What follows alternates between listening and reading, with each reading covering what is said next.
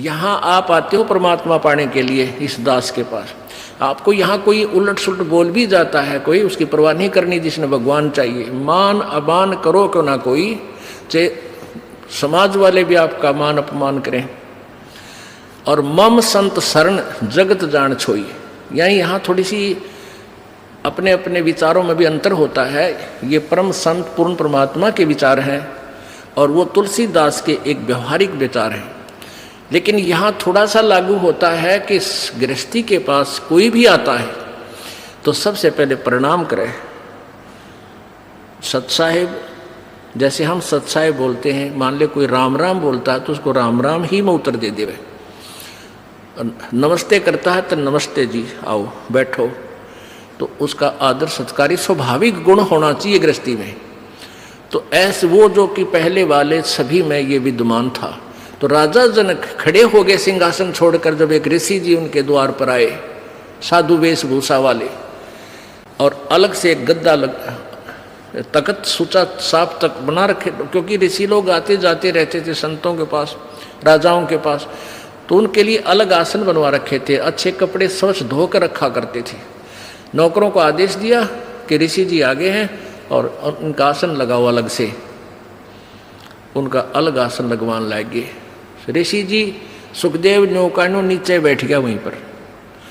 तो राजा जनक दौड़कर निकट आए, महाराज यहाँ ना बैठो, महाराज मेरा अपमान ना करो, अपमान ना करो, यहाँ बैठो। उन्होंने बोला नहीं मैं यहीं बैठूंगा। तो राजा जनक कहने लगे भाई ऐसी मेरे से क्या गलती होगी, आप रुष्ट हो ऋषि जी? कि नहीं। फिर बैठे बैठे सारी कहानी सुना दी कि मैं आपको गुरु बनाने आया हूँ और आज मैं ऊपर नहीं बैठ सकता। अब सुथरे दिन आ गए, नर्म आ गया तो भगवान के निकट आ गया। सुखदेव ऋषि बोला कि, और राजा जनक कहने लगे महाराज मेरा क्यों मजाक उड़ाओ, आप तो जन दुनिया को ज्ञान देने वाले, और सूर्य को दीपक क्या दिखाऊंगा मैं सारी कहानी बता दी कि मैं ऐसे ऐसे ऋषि भगवान विष्णु के लोक में गया था, उन्होंने मुझे वहाँ अलाउड नहीं किया। उन्होंने कहा कि मैं आपको गुरु बनाऊं, फिर भक्ति करूं, तब मैं स्वर्ग जाऊंगा, मुझे स्वर्ग जाना है। फिर राजा जनक के जचगी भाई इब तक मैं ठीक बोलता दिखा है। कहने लगा ठीक है महाराज, मैं सुबह नहा धो के स्नान करके सुबह नाम दूंगा तेरे को। अब वो थोड़ी बहुत ज्ञान तो हो जा है कि भाई ये किस टाइप के इंसान होया करेंगे, गृहस्थी ने देख के भी से नफरत करते हैं, ये जो नकली से होया करें। इसकी सारी फड़काड़नी चाहा था, परीक्षा भी लेना चाहा था। उसने अलग से एक मकान में उनकी रहने की व्यवस्था करवा दी और वहाँ एक लड़की की, एक युवा लड़की की ड्यूटी लगा दी कि आप इनकी केयर टेक करो, अतिथि आए हैं, खाना खिलाओ, कपड़े बिछाओ इनके, और कोई असुविधा ना रहे, रात को भी इनके पास। सारी तो उसको ट्रेनिंग दे दी थी लड़की को राजा जनक ने। अब सुखदेव ऋषि अपना आसन पर लेट गया, खाट पर चारपाई पर जो तख्त लगा रखा था। वो लड़की रात्रि के समय जाकर के उसके तख्त पर बैठ गई। सुखदेव ऋषि ने पैर पीछे को कर लिए, वो और निकट आ गई। वो थोड़ा सा और आगे को सरका, वो और निकट हुई तो उठ कर दूर खड़ा हो गया। कहने लगा बहन तू बाहर चली जा। वह लड़की बाहर आ गई। राजा जनक ने पूछा कि क्या क्रिया रही बेटी, कैसा है ये ऋषि जी? ने बोली जी ऋषि जी पक्का है, ऐसे ऐसे मैं बेड पर बैठी आपके आदेश अनुसार। तो इसने सारी ऐसे ऐसी क्रिया बताई, खड़ा हो गया और बाद में बोला बेटी बहन बाहर चली जा। तो बोला ठीक है। अब क्या हुआ कि वो उसका नीचे बिछा दिया कपड़ा, जैसे दरी वरी जो बिछा, वो बैठ गया भगत की तरह और कहने लगे बैठ जा ऋषि जी, अब मैं तुझे उपदेश दूंगा, पहले मैं नहा लूँ, स्नान कर लेता हूँ।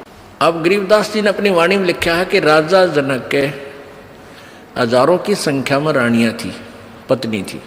उनमें से एक पटरानी होती है, जो सबसे पहले जो शादी की जाती है उसको पटरानी बोलते हैं, मुख्य पत्नी। बड़ी सुशील, अच्छी भक्ति करने वाली, साध्वी टाइप थी। उसको कहा राजा जनक ने कि मैं नहाऊंगा, और पानी गर्म करा, बता दिया था सारा, उसको ट्रेनिंग दे दी थी। वहीं पर जहाँ इस पहले बड़े बड़े दरवाजे होते थे, वहीं इधर सुखदेव ऋषि बैठा और इस साइड में लगा का चूल्हा ईंटा का, और ऊपर धर दिया पतीला और नीचे बाल दिए लकड़, सूखी लकड़, और पानी न्यो उबला जो कर चाय बनाया करें, बनाते उबला करें। और राजा जनक का वहीं साथ में नहाने के लिए पाटड़ा डाल दिया, और राजा जनक वहाँ नहाने के लिए विराजमान हो गया, धोती बांध के। और वो रानी जो पटरानी थी उसकी, वो लोटा भरे उस उबलते जल में थे, चूल्हे वाले पन्नों का नो पतीला ऊपर रखा है, और राजा जनक की चोटी में घेरे रास गेला नवावे, और वो पानी राजा जनक पर डाल रानी तो, और सुखदेव नो है जलेगा भी हो। अब वो पानी उस पर गिरे, सुखदेव पीछे नो है। अब राजा जनक देख रहा अग्रेसी जी की कैरियर सलोरी है। राजा बिहन से देई जब तारी, और हमें स्नान करावे नारी। राजा हंसा, और जब वो न्योकड़ू है ना, तब राजा ने कहा कि सुखदेव ऋषि आप एक बार व्यास के बेटे, तो अपने आप को ऋषि माने फिर था, बाल ब्रह्मचारी कहे था, और हम तो गृहस्थी हैं बाल। और आज जो मेरे नहाने के बाद जो पानी गटर में जा रहा है, जो नाली के अंदर से पानी बह रहा है, तो इसमें हाथ दे दे व्यास के बेटा, जब जानो तो किसा भगत है, अपने आप में ऋषि बना फिर था। वो निकट आया, नो बोला मैं ना दूँ, मेरी तो सारी उंगली जल जाए, इतना गर्म है यो। मैं इस नहाने के बाद जो जल जाता है वो 50% कम हो जाता है गर्म, और उसके बाद भी नो कहे मैं ना दूँ, मैं सारा जल जाऊँ, दूर बैठ गया जाके। तब राजा भी हंसा, जोरता हंसा, और ताली बजाई, नो हथेली पीटी, और हमें स्नान करावे नारी। अरे तू इतनी दूर तो जलन हो रही है, नवावे जिसने तू एक हे मान रहा था अपनी दृष्टि में, औरत तो देखनी भी नहीं, शकल भी नहीं देखनी, अरे यह तेरे से अच्छी भक्ति करे, इसके हाथ भी ना जलते। और ऐसा योग कमाया पूता, बेटा यो के इतना भक्ति करी, के साधना की, और क्या हुआ जो इंद्री धूता। अरे इस क्या हो गया, तन इंद्रियों को काबू करने की चेष्टा कर रही है, इनके खच्चम खच्चा हो रहा। इंद्री कर्म लगाओ किसके, जैसे जिव्या लेप नहीं मधुरस के। नाला की इस इंद्रियां का के दोष है भाई, इन तू रोके बैठा, अब जीभ के शहद लगा दे, 1 सेकंड में टेस्ट करके नीचे न कर देगी, जीभ का निशान भी ना पाओ मत होगा। तो इंद्रियां का कर्म नहीं लगे, तेरे मन के कर्म लगेंगे, और मन में दोष आए बिना रह नहीं सकता बेटा, ते तो कितनी बात बना दे।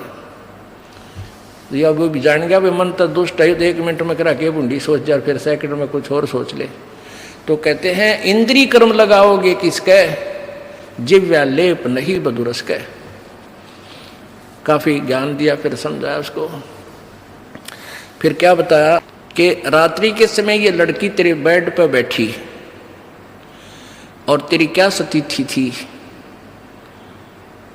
क्यों डर गया, या कोई खावत थी तेरे को, तेरे में ज्ञान नहीं, विवेक नहीं, अब तू आत्म तत्व में भी नहीं है, परमात्मा के निकट कहाँ, तो बहुत देर की बात है।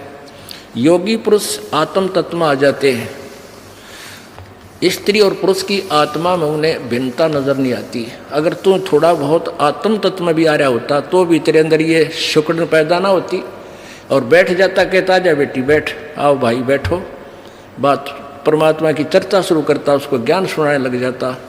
आप पे दोष खत्म था, तेरे अंदर दोष था, इसलिए तू सुकड़ा इस तरह। एक बार सांग देखने चले गए 2 जने, एक तो पहले जाता था, एक पहली बार गया था, और वो लड़के उस समय लड़कियों का ही रोल बना के और मेल फीमेल का रोल करा करते हैं।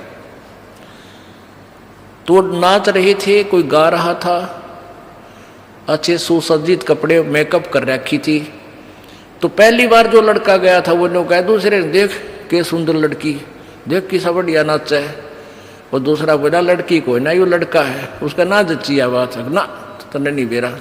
वो फिर शाम के समय जब वो वहाँ अपना समांग करके, वो ड्रामा पूरा करके, जब जहाँ वो रुके थे किसी चौपाल में वहाँ गए, वो पहले जो सत्संग सुन जिसने वो सांग देख रखे थे वो अपने साथी को लेकर वहाँ चला गया।